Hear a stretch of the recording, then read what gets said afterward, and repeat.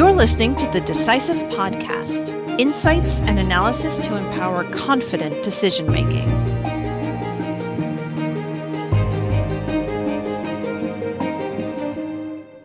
Welcome to the latest episode of the Decisive podcast. I'm your host, Kristen Hallam. Today, I have my S&P Global Market Intelligence colleagues, Bibiana Norek and Diego Iscaro, joining me to discuss the French election and the economy. And I think we'll weave in the Olympics as well. Lots happening in France at the moment. Bibiana is a senior analyst for country risk in Europe and CIS and is based in France. Diego is the head of our European macroeconomics team and is based in the UK. Welcome, Bibiana and Diego. Bibiana, let's start with you. Can you give us a quick recap of the election outcome in France? Yes, Kristen, of course, and thank you for having me today. So this election has failed to produce an absolute majority for any of the three main political groups. These are the left's New Popular Front, Macron's Ensemble, and the far-right National Rally. And this has resulted in a hung parliament.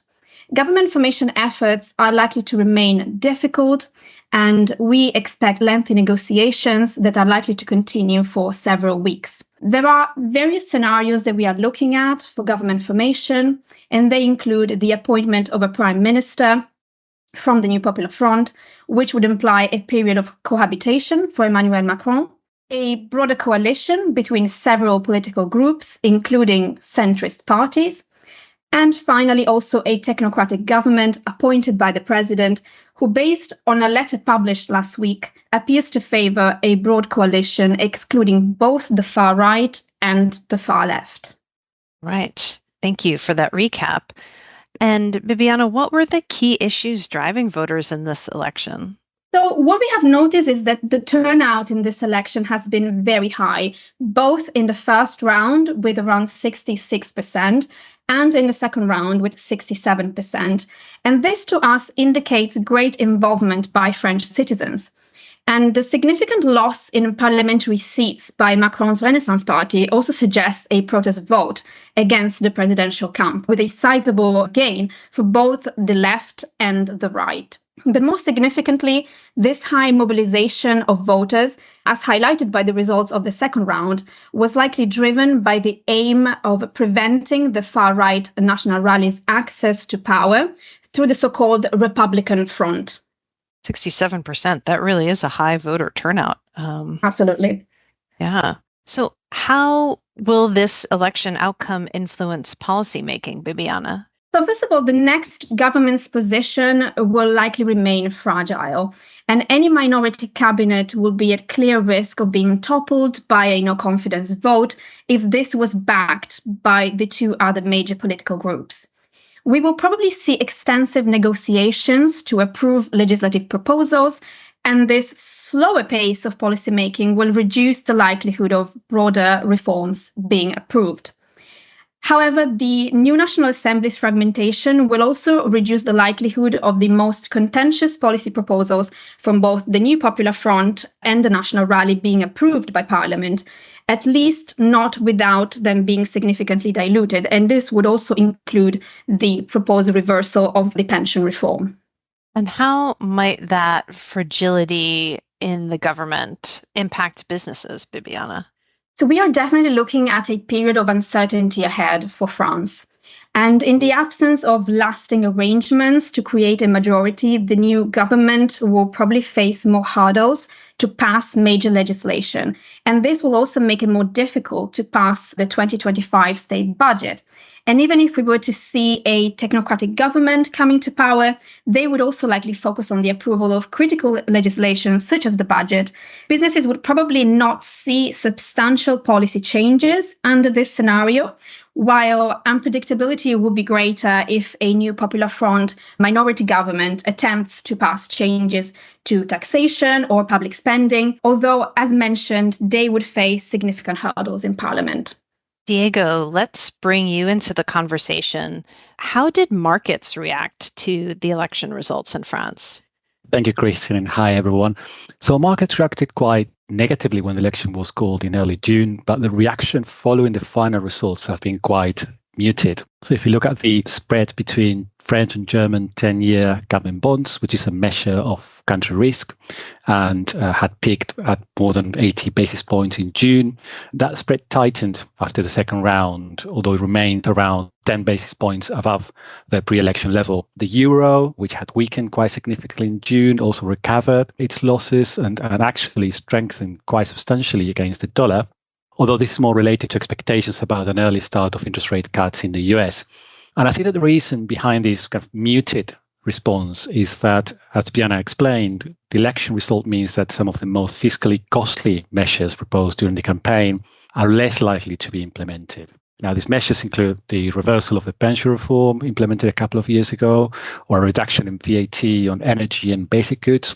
Although I think it's fair to say that under any possible scenario, fiscal policy will still be more expansive compared to the current medium-term budgetary plan, but not significantly so. However, I think what's important to highlight is that in terms of the government's ability to implement policy and deal with the economy's challenges, France is now in a worse position than before the election, and it is likely that markets have not fully priced in this yet.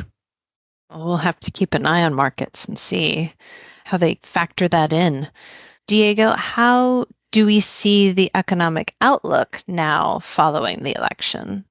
So in general, political uncertainty tends to have a negative impact on the economy. Now, big picture-wise, we expect any potential support from more expansive fiscal policy to be more than offset by higher bond yields and also weaker investment.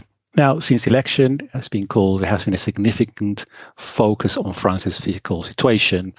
And if you look at France's public finances, fiscal deficit increased substantially during the pandemic, as in most European countries. But fiscal consolidation since then has been quite disappointing. France missed its deficit target by 0.6 percentage points of GDP last year. And the monthly budget figures released so far for this year suggest that the target for 2024 may also be missed. If you look at on the public debt side, a combination of large deficits and quite weak economic growth has led to a large increase in public debt levels. Now, France's public debt to GDP ratio stands just above 100% of GDP, which is the third largest public debt ratio in the Eurozone after Greece and Italy. It is likely there will be more pressure on France to deliver on fiscal consolidation. Partly, this pressure will come from markets via an increase in borrowing costs if there are signs of significant fiscal slippages. But there will be pressure from the European Union, and France is likely to enter an excessive deficit procedure later this year, which in theory means that France will have to reduce its fiscal deficit in line with EU rules over the medium term, or potentially face financial penalties. And we think it's going to be quite difficult for a fragile French government to deliver on the fiscal front. And this would certainly be a test to the newly updated EU fiscal rules. So, Diego, do you see any repercussions to the European economy? That's an interesting question. I think some of the most disruptive proposals made during the campaign, such as reducing France's contribution to the EU budget or the renegotiation of the Stability and Growth Pact, are unlikely to go ahead. And this is likely to provide some relief to Brussels. But I think inevitably the political situation in France will have an impact on EU policy. Although President Macron is still in charge of foreign affairs and defense, any agreement at the EU level with budgetary implications will have to be approved by the French Parliament. And this may prove to be quite difficult given how fragmented the National Assembly currently is. There are also other channels in which the situation in France may impact the rest of Europe. One is through the exchange rate. And it is possible that less cohesive policy and potential frictions between France and the European Commission on fiscal measures, for example, may put some downward pressure on the currency. And it is also likely that more risk of sentiment in the region may lead to some volatility in bond spreads in other highly indebted Eurozone countries, such as Italy. And Diego, will the situation in France have an influence on monetary policy, do you think? So in principle, we don't assume it will have a major influence on interest rate decisions. This could change if there's a significant expansionary fiscal policy in France or a large depreciation of the euro. Both events will be inflationary and would lead to a fewer rate cuts than currently expected by market. But the ECB may choose to intervene if there's a significant worsening of market conditions. We don't think it is likely to need to at this stage, but I think it's one of the key differences between the current situation and, let's say, the European debt crisis in the early 2010s is that the ECB now has the tools at its disposal to deal with financial fragmentation. First one has basically two tools. And the first one is the outright monetary transaction program, the OMT, which was put in place in 2012 but never used so far. And also the transmission protection instrument, or TPI, which was unveiled in 2022. Now, in practice, there are limitations in terms of how any of these tools may help France. And this is because the French government would need to agree on to conditionality in the shape of a macroeconomic adjustment program to access OMT, which is likely to be politically unacceptable for any government. And in theory, at least, TPI is not available for countries under an excessive deficit procedure, which France is very likely to be later this year. But even if these tools cannot benefit France, these instruments could serve to limit contagion to other countries in the region if there is significant worsening of market conditions. Right. Thank you for that. As I mentioned in the intro, we are on the eve of the Paris Olympics. Bibiana, you did an excellent report where you talked about the security considerations involved in that. And we did a blog post on your report as well. It's been one of our most popular blog posts this quarter. How has the French government been preparing for these security risks, Bibiana? The French Interior Ministry has been coordinating unprecedented security preparations for these Olympic Games. And just to cite a few numbers, this would include the deployment of approximately 35,000 police officers and gendarmes, 18,000 military personnel, some 2,000 foreign police officers and troops, and also around 20,000 private security agents. And security forces will face the challenge of surveilling Olympic events that will take place in 36 locations across France, and not just in Paris and in the Île-de-France region, but in other large cities like Marseille, Lyon, Bordeaux, and Lille. And all of this as the risks of terrorism, sabotage, cyber attacks, and protests are high in France. And security forces have already foiled a few attack plots in the past few weeks, and they will be supported by aerial surveillance and counter-UAV systems during the event. Wow, those are some big numbers you threw out there. Speaking of numbers, Diego, do you see any economic implications from the Olympics? Would you expect to see an economic boost, for example, or will all the revenue go toward those security precautions that Bibiana just described? Yes, Kristen, the Olympic Games, the most important sporting event in the world, and inevitably they will have an effect on the economy.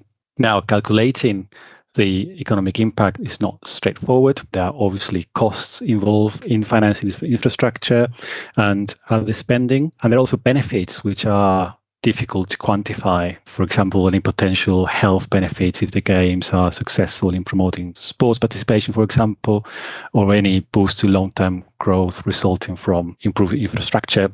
If we focus in the short term, the most immediate and largest channel in which the games will contribute to activity is through increasing tourism. Although the latest anecdotal evidence suggests that the number of tourists arriving in Paris for the games may be below expectations, but we still expect some positive contribution from tourism during the duration of the games. Now, spending on security as well as the organization of the games will also contribute to activity. And there's also the spending on infrastructure, which most of it has been already materialized. So all in all, we expect a modest boost to growth in the third quarter of the year, but some of this growth is likely to actually be offset by weaker activity during the fourth quarter of 2024, where some of this extra spending is likely to be a correction after the games are finished. Yeah, thanks. There's some interesting long-term things that you mentioned there that I hadn't thought about before, like health impacts and things like this. And I was speaking earlier with some of the economists on our Purchasing Managers Index team, and they were talking about the 2012 Olympics in London and tracking some data on spending on sports equipment and things like that in the wake of the Olympics. So it'll be interesting to see if some of those effects materialize. Will either of you be attending any Olympic events? Unfortunately, not me, although I'll be following very closely. But yeah, particularly the rugby sevens, which is my favorite event. Oh, I'm a rugby fan as well. Excellent. How about you, Bibiana? I'm hoping to attend some of the events planned for Lyon, which is where I'm based. Nice. All right. So, what indicators will you be watching in the near term? Bibiana, let's maybe start with you, and then Diego, we can talk about economic indicators. Sure. Thank you, Kristen. I actually really like this question because we always build our analysis around indicators in order to make it more actionable for our clients. So things that we would be looking at for France would be developments in coalition and government formation negotiations. And something to keep an eye on in particular would be disagreements within the New Popular Front coalition, as there is a marked policy differentiation between the parties in the coalition, particularly when it comes to social and economic policies. And so far, they have failed to agree on a common candidate for prime minister. We will also be monitoring calls for protests by trade unions, student unions, party supporters, and protest groups. And protests will be particularly likely, according to us, if La France Insoumise, which is the largest party within the New Popular Front, was sidelined from government formation. Great. And Diego, any indicators that you'll be watching in the near term? Sure. So on top of indications of which measures will be included on next year's budget, which will be the first challenge on the economic front for the new government, and we have to present it to Parliament in October, I'll be keeping a close eye on the monthly fiscal figures, and they would give us an indication if France is likely to meet its fiscal target for the year. We currently think it is unlikely this will happen, but obviously we'll follow the data. And I'll also be following developments in bond markets, particularly spreads between French and German bonds. I also think it's important to keep an eye on data on the activity side, particularly on PMIs, to assess if there's any suggestion that political uncertainty may be having a negative impact on activity. Certainly before the election, we were expecting a gradual cyclical upturn in France alongside other Eurozone economies, and we need to keep a close eye on the data to see if uncertainty stemming from the political situation is having a greater than expected impact on economic activity. Right. Lots to watch there. Any final thoughts for our listeners? Maybe Diego, will start with you since you already have the floor. Thank you. Yeah, I mean, from my side, I wanted to highlight that when we run our forecast this month, higher political uncertainty has led to a minor downgrade of our latest growth projection. At this stage, we do not expect a large impact on growth, but it certainly raises the downward risk around a baseline forecast, not only when looking at the very short term, so the next year or so, but also when assessing the French government's ability to pass legislation to deal with the country's structural challenges and eventually boost potential growth. All right. And how about you, Bibiana? Any final thoughts? Thanks, Kristen. I think on my side, I would flag that over the past couple of months, we have seen civil unrest in New Caledonia over the French government's decision to pass a new electoral law. And this unrest has led to the death of 10 people and over €1 billion in damages. And so the formation of a new government will be a very important indicator of the trajectory of dialogue between New Caledonia and mainland France, and also of its social stability. Right. Well, thank you so much, Bibiana and Diego, for taking the time to share your insights with us. That wraps up this episode of the Decisive Podcast. Thank you for listening to the Decisive Podcast from S&P Global. Please subscribe and join us for next week's episode. Until then, Stay curious and stay informed.